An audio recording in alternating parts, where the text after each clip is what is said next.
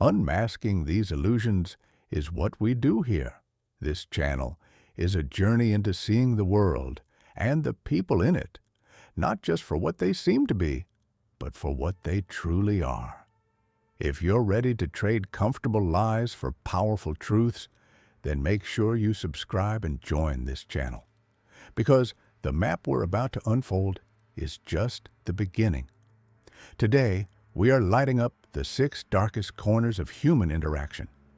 We will unmask the 6 dangerous people Carl Jung warned you must avoid.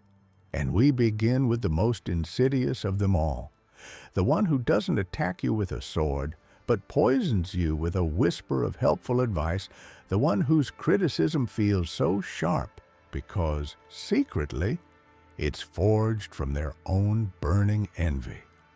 Let's meet them now. Part 1. The mirror you should never look into. The greatest threat to your soul does not always come from a stranger in a dark alley. No. The most profound danger, the deepest betrayal, will come from someone you trust. Someone who smiles at you. Someone whose name is saved in your phone with an emoji next to it. This is a truth we rarely dare to speak aloud. We are conditioned by a sacred social contract to believe that those inside our circle, our friends, our partners, are our safe harbor. And so, when the threat emerges from within that very circle, our entire reality begins to fracture. These are the assassins of the spirit. They don't use daggers. They use words of concern that subtly question your competence. They don't use poison. They use praise that, like a gilded cage, limits your growth. They are masters of psychological camouflage, and their most dangerous weapon is your own innate goodness, your own willingness to give them the benefit of the doubt.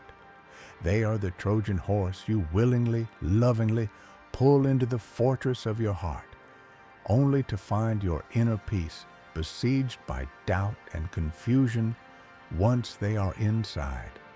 You know this feeling intimately. It's the psychic equivalent of invisible paper cuts.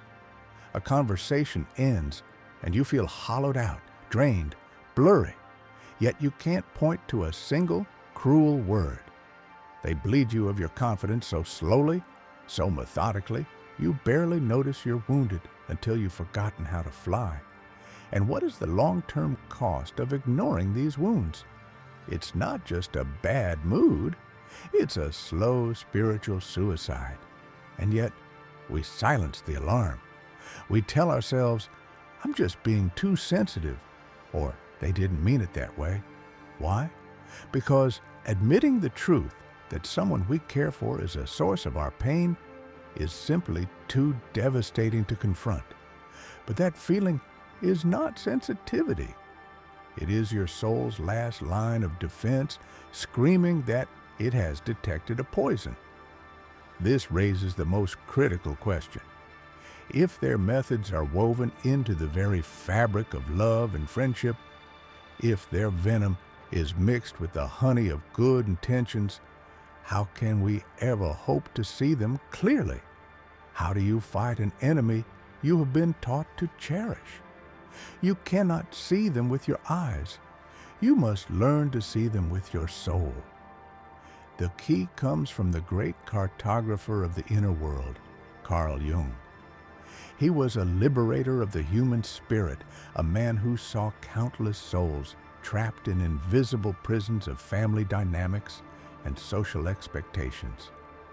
Jung taught that the secret isn't to build higher emotional walls, but to develop sharper spiritual eyes, a kind of psychological X-ray vision. He gave us the concept of projection. These people, he realized, are not even seeing you. They are looking at a movie playing inside their own head, a film made of their own insecurities, their own unlived dreams, their own disowned darkness. And they have cast you in a leading role you never auditioned for. Your success reminds them of their failure. Your freedom reminds them of their cage. This is why Jung famously warned, until you make the unconscious conscious, it will direct your life and you will call it fate. Today, we drag these unconscious dynamics into the light. We make them conscious. This isn't just a list of toxic traits. We are giving you the lens, the psychological X-ray glasses, to see through the camouflage and understand the mechanics of their manipulation. This video is your map to the 6 most common psychological dragons that disguise themselves as our saviors. And here is the most profound part. By the end of this journey, you will understand that these people are not just obstacles. They are mirrors.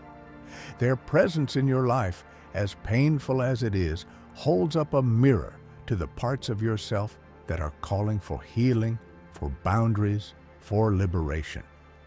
In a moment, we will begin with the most common and cunning dragon of them all, the benevolent critic. This is the person whose judgment feels like a physical weight, crushing your confidence under the heavy blanket of helping you grow. Their secret is not what they say, but the psychological trap they set with their words, a trap designed to make you doubt your own mind. Let's unmask them now. Part 2, the judge who secretly envies you. So now we will unmask the poisoner of whispers, the one who dims your light and calls it guidance. This is the figure in your life who seems to hold a doctorate in your flaws. They are the master critic, the grand inquisitor of your imperfections, the person who finds the single cloud in your sunniest sky and always insists they do it for your own good. You pour your heart onto a canvas, creating something that feels like a pure expression of your soul. You show it to them, trembling with a fragile hope, and they lean in, squint, and say, "The color in that corner, it's a bit smudged, isn't it?" You share a piece of good news, a hard-won success at work that you feel genuinely proud of, and their immediate response is a sigh of caution. That's wonderful. But be careful. Pride comes before a fall. Success can be so fleeting. Their words feel like 1,000 tiny needles, and the most painful part is the sliver of truth they seem to hold. But here is the essential key, a profound insight from Carl Jung that will act as your shield. This person is not seeing you at all. They are looking at you, but they are seeing a ghost. They are engaging in what Jung identified as shadow projection. Imagine that every person carries a hidden sack, a shadow, where they have stuffed all the parts of themselves they cannot bear to face. Their own unlived dreams, their own secret laziness, their own biting envy, their own bitter failures. It is heavy and it is dark. To look inside that sack requires immense courage and humility. So instead of doing that hard, honest work, the judge finds it far easier to cut a hole in their sack, point it at you, and let their own darkness spill all over you. You become the unwilling screen for their own inner horror film. They aren't judging you. They are judging their own reflection in you. As Jung so brilliantly stated, thinking is difficult. That's why most people judge. It is the soul's shortcut, a way to feel momentarily superior without doing the sacred work of self-improvement. This seems simple enough to spot, doesn't it? Just walk away from the judgmental critic. But here is the terrifying question that brings us to the heart of the matter, the part of this spiritual battle that no one talks about. If you know it's a projection, if you know it's their darkness and not yours, why does a piece of you still believe their criticism? Why on earth would that be? The answer is chilling, and it is the secret to your freedom. Their projections are not random cannonballs. They are spiritual heat-seeking missiles, and they are calibrated to lock onto one specific target, the seeds of doubt you already have about yourself. Their words feel true not because they are true, but because they are watering the weeds of your own deepest insecurities. The liar that sometimes whispers in your own heart, the one that says you're not good enough, you'll never succeed, who are you to even try, suddenly has an external voice. The judge's criticism gives that inner demon a megaphone. And that is the real danger. They don't just criticize you, they recruit you to become your own critic, to finish their work for them, to convince you that the prison they are building for you is actually your home. So you have learned to see the judge for who they are, a soul in pain, fleeing from their own shadow. You understand their true motive is not to help you, but to relieve their own inner pressure. But what about the person who does the exact opposite? What about the one who doesn't see a single flaw? Someone who looks at you and sees a hero, a savior, a perfect being walking on earth. Why, according to Jung's map of the soul, is this person, the worshiper, potentially even more destructive to your spiritual journey than the harshest critic? The answer lies within the beautiful but deadly trap of being placed on a pedestal. And we will spring that trap in our next step together. Part 3. The worshiper who will destroy you. I left you standing at a crossroads, faced with a strange and unsettling paradox. How could the warmth of admiration possibly be more dangerous to your soul than the cold sting of criticism? It defies our every instinct. We spend our lives fleeing judgment and seeking approval. Yet on this map of the inner world, the most beautiful-looking harbor is often the one with the deadliest rocks hidden just beneath the surface. Let us meet the second dragon on our path. This one does not breathe fire. It bathes you in golden light. This is the worshiper. This is the person who places you on a pedestal so high the air starts to get thin. In their eyes, you are a masterpiece. You are the most brilliant, insightful, talented, and compassionate soul they have ever had the privilege to know. They drink in your words as if they were divine prophecy. Your smallest achievements are monuments to greatness. Your flaws are endearing quirks that only add to your mystique. It is intoxicating. It feels like the purest form of love you have ever known, a balm for every old wound of not being seen, not being enough. But it is not love. It is something far more dangerous. This is the blinding phenomenon Carl Jung called anima, or animus projection.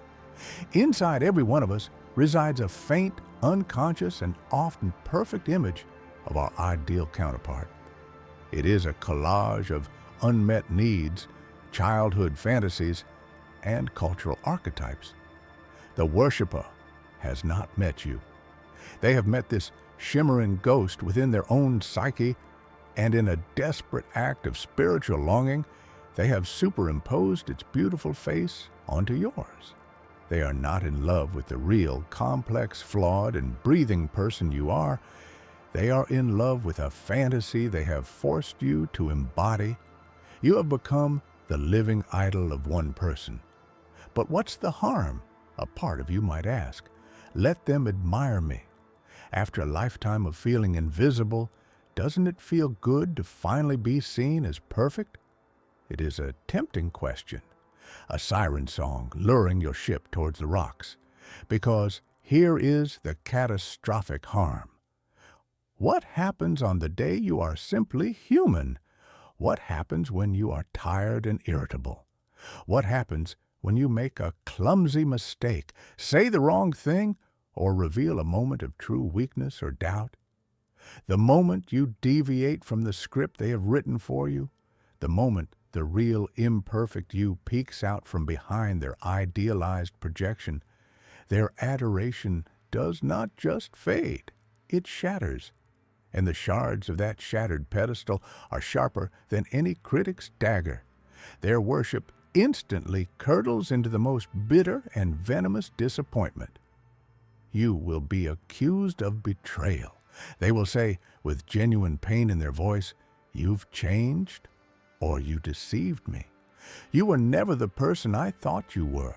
And in a way, they are right. You were never that person. You were never there to begin with. Their love was a contract with fine print you were never allowed to read, and you violated a clause simply by being yourself. This is why Jung declared that the highest, most decisive experience is to be alone with one's own self. The worshiper makes this sacred journey impossible. They deny you the grace of your own humanity. Their love for the mask they created becomes a silent demand that you kill the true soul behind it. And when the mask inevitably cracks, they will not forgive you for it. They will punish you for it. The worshiper loves a mask they have forced upon your face.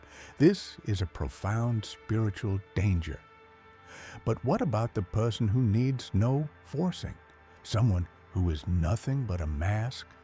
A person so practiced in the art of becoming what others want to see that they have lost any connection to who they truly are. They are the social phantom, the perfect mirror, the ultimate chameleon, and getting close to them is like embracing a ghost, leaving you colder and emptier than you were before. We will step into that chilling emptiness and meet this perfect, hollow stranger in the next part of this video. Part 4. The perfect chameleon with nothing inside. We have just walked through the gilded cage of the worshiper, the person who forces a perfect, suffocating mask onto your face. But what happens when we encounter a soul for whom there is no face behind the mask?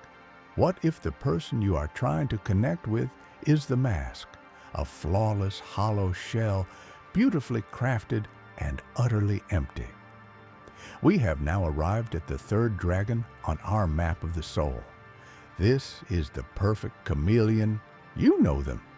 They are the co-worker who is universally praised, who seamlessly navigates every office click, reflecting the exact opinions and energy of whomever they are with.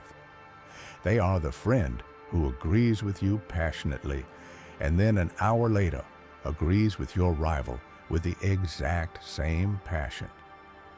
They are the romantic partner who becomes a perfect mirror of your own desires, adopting your hobbies, your tastes, your dreams so flawlessly that it feels like destiny. Their presence is smooth, frictionless, and deeply pleasant. They are masters of social harmony, beloved by all, yet truly known by none. The great physician of the soul, Carl Jung, gave this social mask a name, the persona. The persona, taken from the Latin word for the masks worn by actors in ancient theater, is the face we present to the world. It is not inherently a bad thing. It is a necessary tool. It allows a surgeon to be calm and authoritative in the operating room, or a parent to be a pillar of strength for their child, even when they feel fear. A healthy persona is a bridge to the world, not a wall to hide behind. But for the chameleon, the bridge has become a fortress. The mask is no longer a tool they pick up. It has fused to their very skin. In a desperate bargain for acceptance, they have performed the ultimate spiritual sacrifice. They have traded their authentic, God-given self for 1,000 pleasing reflections. The true person underneath, the wonderfully complex, flawed, and unique soul they were created to be, has been starved of light and air, left to atrophy in the lonely darkness behind the perfect smile. The danger here is profoundly subtle. The chameleon is not cruel like the judge or demanding like the worshiper. They are kind, agreeable, and supportive. So where is the harm? The harm doesn't reveal itself in a sudden attack, but in a slow creeping chill. It builds until you are forced to ask yourself the most terrifying question you can ask about another person. Who am I actually in a relationship with? The answer is as devastating as it is simple. You are in a relationship with nobody. A connection with a chameleon is a connection with a void. It is like trying to build a house on a beautiful, shimmering mirage. It looks real, it feels pleasant, but the moment you lean on it for support, your hand passes right through. In your moments of greatest need, when your spirit is tested and you desperately need the anchor of another soul, they cannot meet you there. They will offer you a perfectly curated, but ultimately empty response. They will say the right words, the things a good friend or a caring partner is supposed to say, but you will feel no life behind them. Their comfort feels like a pre-recorded message, a flawless echo in an empty room. This is because their deepest, most primal fear is true intimacy. They have traded the sacred, difficult journey of becoming a whole and integrated person for the fleeting comfort of universal approval. The chameleon then is empty because they are a fluid, shapeless reflection constantly changing to please the world. But what about the person who is the very opposite? The one who is stuck being just one thing forever? They are not a void, but a block of solid, uncarved potential. They will charm you with the magnificent person they promise to become someday, but they will drown you in the stagnant reality of their today. They are the eternal dreamer, the master of beginnings who never reaches a middle. Meet the eternal child next. Part 5. The Dreamer Who Drowns You in Promises. We have just walked out of the chilling emptiness surrounding the chameleon, the person who becomes a perfect reflection to please the world. Now we turn to face their tragic opposite. Not a void, but a universe of unspent potential. Not a hollow shell, but a treasure chest overflowing with brilliant jewels that are never brought into the light. It is time to meet the most charming and perhaps the most heartbreaking of all the dragons on our map. This is the dreamer. You know this person intimately. They are the eternal Peter Pan, the soul who lives in a shimmering, permanent sunrise of what could be. They are the aspiring novelist whose magnum opus remains a collection of brilliant, half-filled notebooks. They are the serial entrepreneur, dazzling you with visions of revolutionary companies that never survive past the business plan. They are the passionate romantic, always on a quest for a soulmate of cosmic proportions, yet quietly sabotaging every real imperfect relationship that asks for genuine commitment. Their identity is not built on the solid ground of their actions, but on the beautiful shifting clouds of their potential. They are defined by the magnificent person they promise to become tomorrow, to escape the terrifying responsibility of who they are today. Carl Jung gave this soul state a hauntingly precise name, the puer aeternus, Latin for the eternal child. This is the individual who stands paralyzed at the crossroads of life, refusing to choose a path. To them, commitment is not a liberation, it is a death. To choose one career, one partner, one place to call home would be to kill the infinite other possibilities they hold so dear. So they choose none. They refuse to take up the sacred burdens and responsibilities of adulthood, not out of malice, but out of a profound fear of limitation. They have failed to understand a fundamental spiritual law. True freedom is not found in the absence of limits, but in the joyful acceptance of a chosen purpose. These perpetual children constantly dream of having it all and never take real actions to achieve these goals. They most often take no steps, but sometimes they can take a few steps towards their dream, though 100 steps need to be taken. Their energy is intoxicating at first, isn't it? It is a whirlwind of excitement, creativity, and boundless optimism. Who isn't drawn to the dreamer who sees a world full of magic and endless horizons? But have you ever stopped to notice how you feel after you leave them? Have you noticed that slow, creeping exhaustion that settles in your bones? Why does their supposedly limitless energy feel so profoundly draining? What are they secretly stealing from you while they paint you breathtaking pictures of the sky? The answer is as simple as it is devastating. They are siphoning your life force. To keep their magnificent dream balloon afloat in the clouds of fantasy, it requires a constant, invisible tether to the ground, and you have become that tether. Their dream is not self-sustaining. It is fueled by the practical energy, emotional validation, and tangible support of others. You become their anchor to the very reality they so desperately wish to escape. You find yourself managing the mundane details they neglect, paying the bills they forget, tidying the emotional and physical messes they leave in their whirlwind wake. You are, in essence, living in the real world for two, so that they can continue to float in their fantasy for one. Your responsible stewardship of your own life becomes the subsidy for their refusal to steward theirs. This is a hidden tragedy. Your support, which feels like love and encouragement, can become the very thing that prevents them from embracing their own God-given purpose. You're helping them keep the talent buried, the calling unanswered, and the journey unstarted. The dreamer drains you by refusing to embrace their own power, leaving a vacuum that you feel compelled to fill. But this passive drain is nothing compared to the strategy of our next figure. There is a far more sinister type of person who does not simply neglect their power. They have perfected the art of using their powerlessness as a devastating weapon. They do not charm you with dreams. They command you with their suffering.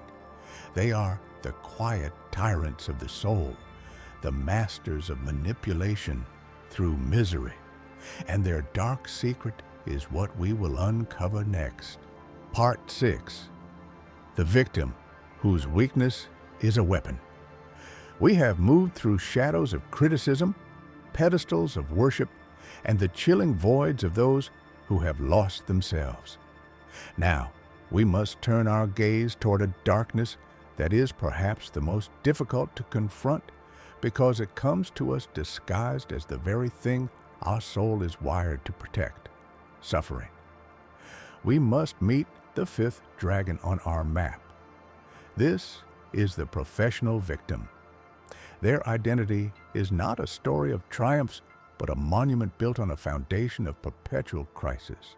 Their life, as they narrate it, is a never-ending epic of injustices, betrayals, and misfortunes, a grand theater of pain in which they are always the blameless, tragic hero. Our villain is always present: an inconsiderate boss, an ungrateful family, a cruel and random universe, and that villain is never, ever them. They don't approach you with demands. That would be too direct, too honest. Instead, they sigh. They present you with a problem so heavy, so tangled, that you feel an immediate and overwhelming obligation to help them carry it. They have mastered the dark art of weaponizing their own powerlessness. This is a profound spiritual manipulation. It bypasses your rational mind entirely and speaks directly to the noblest, most sacred impulse within you, your empathy. Your innate desire to heal, to mend, to lift up the fallen is hijacked and twisted into a chain that binds you to them. They don't ask you to be their savior. They simply behave in a way that awakens the savior within you, compelling you to take on a role you never consciously chose. And so, you answer the call. At first, it feels noble, but soon, your life begins to reorganize itself around their crises. You find yourself canceling dinner with your own family because of a late-night phone call, choked with tears, detailing an emergency that cannot wait. You put your own ambitions on hold to rush to their side, only to find the emergency was just another scene in their ongoing drama. A slow, creeping resentment begins to build inside you, a feeling you immediately feel guilty for. How can I be angry at someone who is suffering so much? You ask yourself. Your boundaries, once clear lines, are slowly erased, one small favor at a time, until you look in the mirror and barely recognize the person staring back, a person whose life is no longer their own, but a permanent support role in someone else's tragedy. And here, you slam into the invisible, impenetrable wall. For every solution you offer, they have a reason why it cannot work. I would go for that job, but my confidence is too shattered. Yes, that's a good idea, but you don't understand how complicated my situation is. I appreciate you saying that, but it's just not that simple for me. The phrase, yes, but becomes their mantra, a gentle, sorrowful, and absolute rejection of every lifeline you throw. After a while, a chilling question begins to echo in your mind. If they shoot down every solution, what on earth do they actually want? The answer is the key to your liberation, and it is a truth that can be hard to swallow. They do not want the problem to be solved. To solve the problem would be to end the story, and the story is everything. It is the source of their identity, the currency they use to purchase attention, and the tool they use to exercise control. Their suffering is not a state they wish to escape. It is the throne from which they rule a kingdom of guilt and obligation. What they truly want is not your help, but your indefinite servitude. Your divinely appointed role is not to rescue them from the play, but to be a permanent captive audience for their one-act tragedy night after night. Carl Jung taught that true strength is born from the courageous act of facing and integrating our own shadow, our weaknesses, our flaws, our darkness. The professional victim refuses this sacred duty. Instead, they demand that you carry their darkness for them, that you bear the weight of their unlived life and their unmade choices. In such a situation, you should try to help them solve not just one of the thousands of problems that constantly arise for them, but offer a global solution to all their problems. Suggest going to church. Suggest they stop praying so problems leave their lives. Suggest they see a psychologist who will work through their subconscious. But you cannot endlessly solve their problems. We have now met the manipulators of praise and criticism, of fantasy and of weakness. But there is one final figure we must face, one who is dangerous not because of an excess of emotion, but because of a terrifying lack of it. This person does not wield a weapon. They are a walking void. They have no inner world to speak of, no fire, no passion, no soul light to connect with. And prolonged contact with them doesn't just drain you, It threatens to extinguish the very flame of your own spirit. We will now meet the ultimate passion killer and learn how to protect our inner light from their encroaching cold. Part 7. The Soulless Pragmatist Who Kills Spirituality. We have arrived at our final portrait, and it is perhaps the most subtly chilling of them all. For this dragon does not roar, it simply calculates. It does not attack you with emotion, but with a terrifying absence of it. We must now meet the sixth and final figure on our map, the Soulless Pragmatist. But first, you must understand a crucial truth. No one is born a pragmatist. This is not a natural state of being. It is a fortress built from the rubble of a past disaster. Perhaps a heart was broken with such shattering force that they vowed never to be vulnerable to something as illogical as love again. Or maybe they stared into the terrifying abyss of life's chaos, its randomness, its unfairness, and decided the only way to survive was to build a cage of logic and control around it. Their soullessness is not a void, it is a shield, a desperate self-inflicted amputation of the spirit to protect the mind from the unbearable pain of feeling too much. They have performed a kind of spiritual surgery on themselves, carefully excising anything that cannot be measured, proven, or monetized. And now they live in a world that has been flattened, stripped of all mystery. Their reality is a grid of spreadsheets, data points, and quantifiable outcomes. Picture this. You are standing together, watching the sky ignite in a blaze of impossible colors, a spectacle so profound it feels like a divine signature written across the heavens. Your heart swells. You feel a sense of connection to everything, a tear of pure, unexplainable joy at the corner of your eye. You turn to them, your face alive with wonder, and say, "Isn't it divine?" They don't look at the sky. They look at you. There is no shared awe in their eyes, only a calm, analytical curiosity.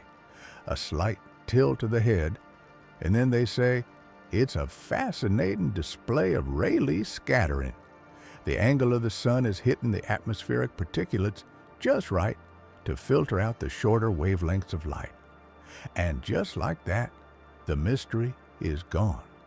The cathedral of the sky becomes a science exhibit. The divine signature is erased, replaced by a formula. They haven't argued with you, they have simply corrected you. And in that correction, a sacred part of your experience is invalidated, dismissed as a foolish emotional error. When you share a passionate, soul-stirring dream, they ask for the 3-year business plan. They are not cruel. They are merely empty. Carl Jung warned that in the modern world, we risk becoming fatally one-sided, developing our intellect at the cost of our soul. He wrote, "The soul is at least as important for life as the mind." The pragmatist's life is an impressively constructed machine, efficient and logical, but a machine nonetheless.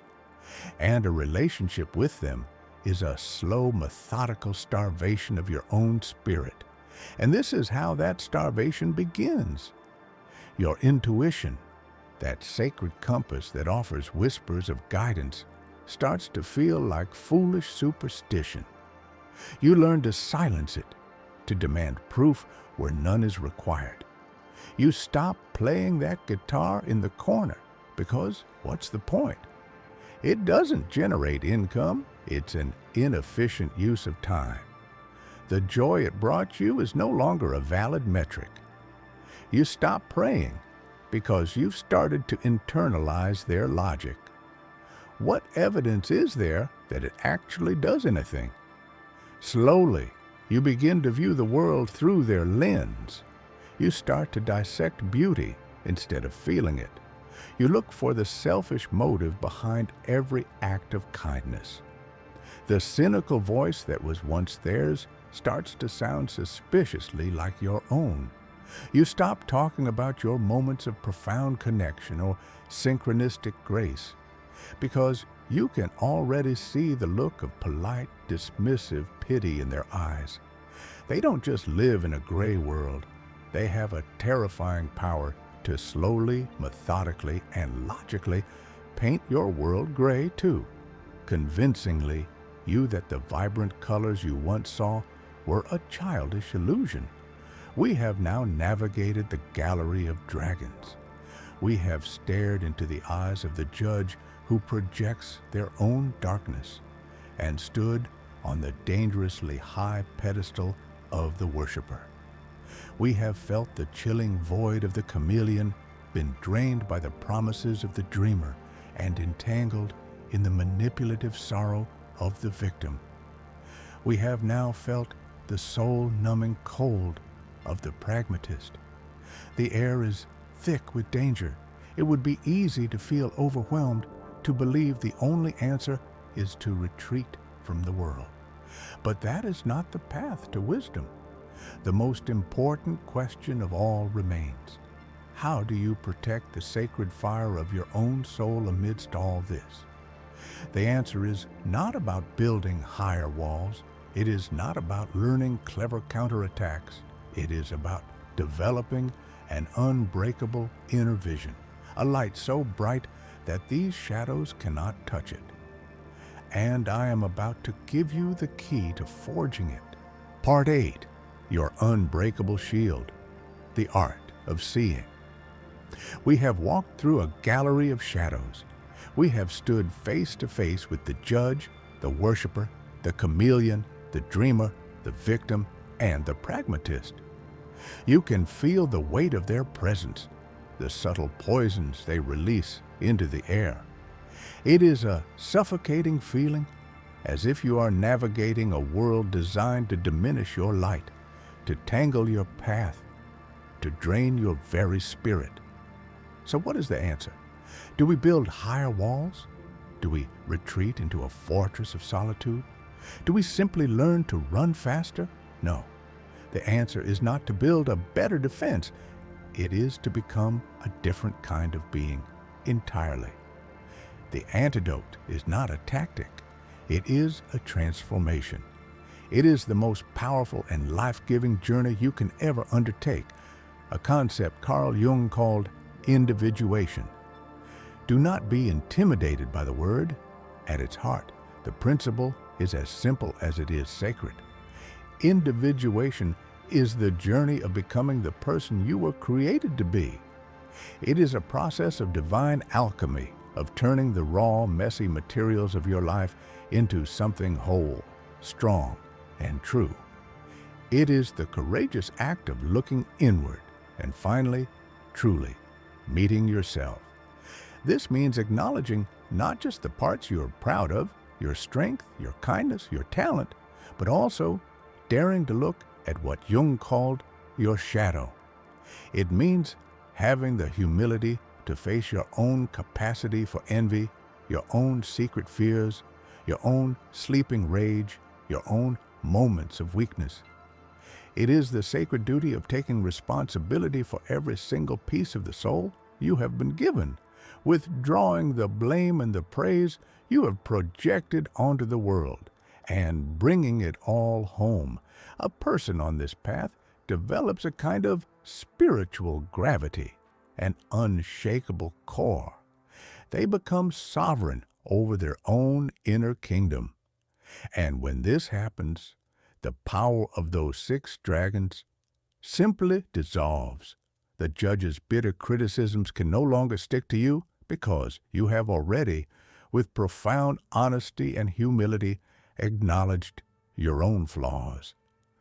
Their words are not a revelation. They are merely an echo of a conversation you are already having with yourself, a conversation aimed at growth, not shame.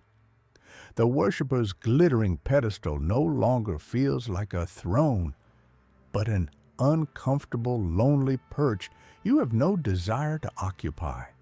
You know you are not a god to be idealized. You are a complex, beautifully flawed human being on a difficult journey, and you would rather be loved for your truth than worshipped for a fantasy.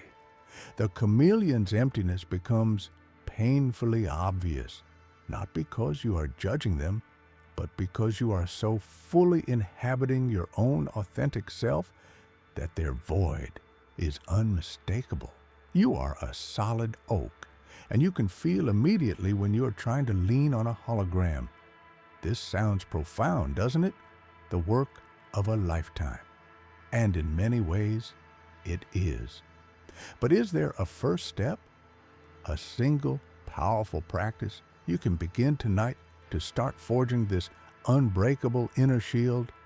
Yes, there is a key that can unlock this entire journey. It is this. Begin a private journal with one simple, devastatingly honest prompt. At the end of each day, write down the answer to this question. What irritated, angered, or disgusted me most about another person today? Be unflinchingly specific. Was it their arrogance, their laziness, their need for attention, their dishonesty?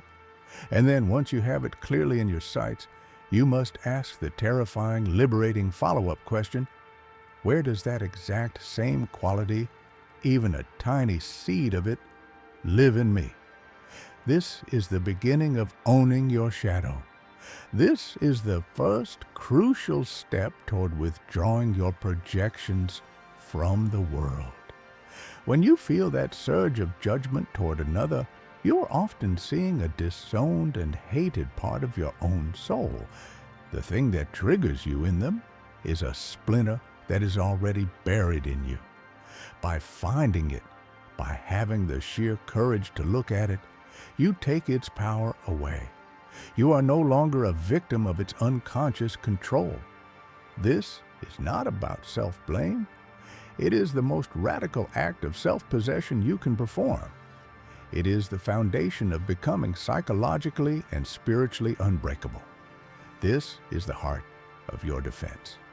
But Carl Jung, in his profound wisdom, left us with one final mind-bending secret, a truth that reframes this entire encounter with darkness. What if I told you that meeting these 6 dangerous people wasn't an accident or a curse? What if their arrival in your life was not a random misfortune, but a sacred appointment? The final key to your freedom lies in understanding not just how to defend against them, but why you needed to meet them in the first place. That secret is next. Part 9. The Masterpiece and the 6 Sacred Tools. In the grand design of God, there exists a secret place. It is not found on any map of the earth, yet it is the center of your universe. It is the workshop of the soul. And in this sacred space, you're not merely a visitor. You are the project. You are the unfinished masterpiece upon the great sculptor's table. Look around this workshop. You will not see hammers and saws of wood and steel. The tools used here are of a different nature entirely. They are alive. In fact, you have met them. The 6 dangerous people we have spoken of are not random intruders in your life. They are the sacred instruments in the hands of God, sent to shape you into the magnificent being you were always meant to become. They are gifts to your spirit wrapped in sandpaper. First, the master picks up the chisel. It is sharp, cold, and its work is painful.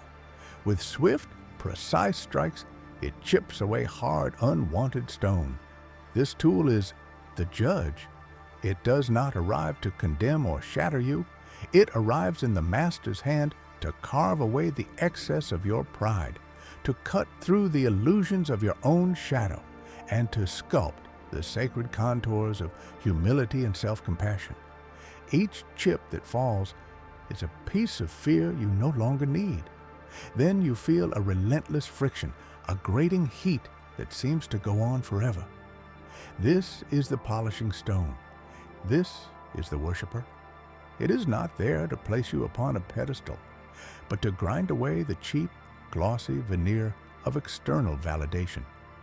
It scours your surface until the false shine is gone, revealing the deep, authentic, noble grain of your soul, a worth that is anchored not in applause, but in unshakable truth. Next, the sculptor holds up a flawless, unforgiving mirror. In its reflection, you see every crack, every seam, every place where you're not yet whole. This mirror is the chameleon. It does not appear to deceive you, but to show you precisely where you have compromised your own form, where you have bent to fit in instead of standing as the monolith you were designed to be. It invites you back to the profound beauty of your unpolished, divinely given, authentic self. The process continues. The master introduces water to soften the clay of your being. This is the dreamer. This tool arrives not to dissolve your foundations, but to call you to the sacred duty of grounding your magnificent potential. It is a reminder that potential without form is just mist. You must give it shape and substance in the real world through committed action. Then you are placed in a vice. The pressure is immense, testing the very limits of your structure. This is the victim. This tool does not come to trap you, but to test the integrity of your boundaries. It holds you fast, forcing you to learn the wisdom of stewarding your own energy, of reinforcing your compassion so that it heals from a place of strength, not enablement. And finally, the master carries you to the kiln. The heat is terrifying, an inferno that threatens to crack your very essence. This is the soulless pragmatist. It arrives not to extinguish your fire, but to forge it into permanence. This searing trial is a stark reminder to cherish and protect your connection to mystery, to wonder, and to God, firing it into the very core of your being so it can never be broken. This is the deep wisdom behind Carl Jung's powerful words. Everything that irritates us about others can lead us to an understanding of ourselves. The noise of the workshop is temporary. The pain of the chisel is fleeting. But the beauty of the finished work, the integrated, whole, divine person you were created to be, that is eternal. These messengers appear in your life precisely when your soul is ready for the next stage of its creation. So do not shrink back. Recognize the sacred tool for what it is, and then, with gratitude for the work being done, surrender to the master's hand. If this vision of the soul's workshop has illuminated your path, it will illuminate the paths of others. Share this video with one person you know who is in the middle of their own sacred creation. And now, we want to hear from you. It requires courage, but your experience is a guide for all of us. Share in the comments below. Which of these sacred tools has been shaping you on your journey? Reading these stories is a powerful reminder that no one is alone in the Master's workshop. Finally, to continue our deep dive into the architecture of the soul, make sure you subscribe and turn on notifications. Our shared journey to becoming has only just begun.